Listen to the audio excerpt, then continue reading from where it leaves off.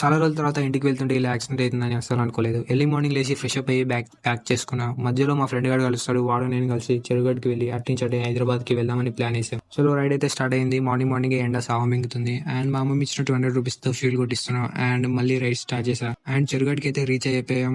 ఈ ఎండకి మెట్లు ఎక్కుతుంటే పులుసు కారిపోతుంది. సో దర్శనం కంప్లీట్ అయింది. కిందికి వెళ్తుంటే పైనుంచి వ్యూ చాలా బాగుంది.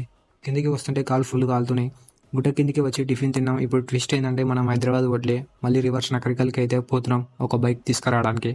అండ్ నకరికల్కి అయితే వచ్చేసాం. ఇప్పుడు మళ్ళీ ట్విస్ట్ ఏంటంటే ఆ బైక్ ఏం వద్దంట. సో వచ్చేటప్పుడు 26 అండ్ పోయేటప్పుడు 26, టోటల్ 52 కిలోమీటర్స్ ఈ ఎండలో గాప్ బైక్ ఫుల్ హీట్ అయింది. బ్యాంచ్ దూపు అయితే అస్సలు అవతలేదు. ఈ ఎండకి ఎవడు పోతాడని చెప్పి కొంచెం సేపు రెస్ట్ తీసుకున్నాం. సో మళ్ళీ రైడ్ స్టార్ట్ చేసాం.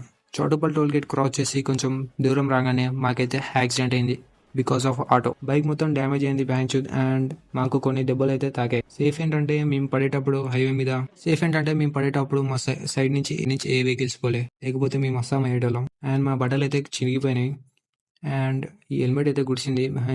మా అన్నకు తెలిసి నన్ను సావ మింగుతాడు. అండ్ సేఫ్ అయితే ఇంటికి అయితే వచ్చేసినాం. సో చిన్న దెబ్బలు అయితే తాకినాయి. సో ఒకటే చెప్పేది, సేఫ్ రైడ్ సేఫ్ అంతే. ఇక ఉంటా మరి.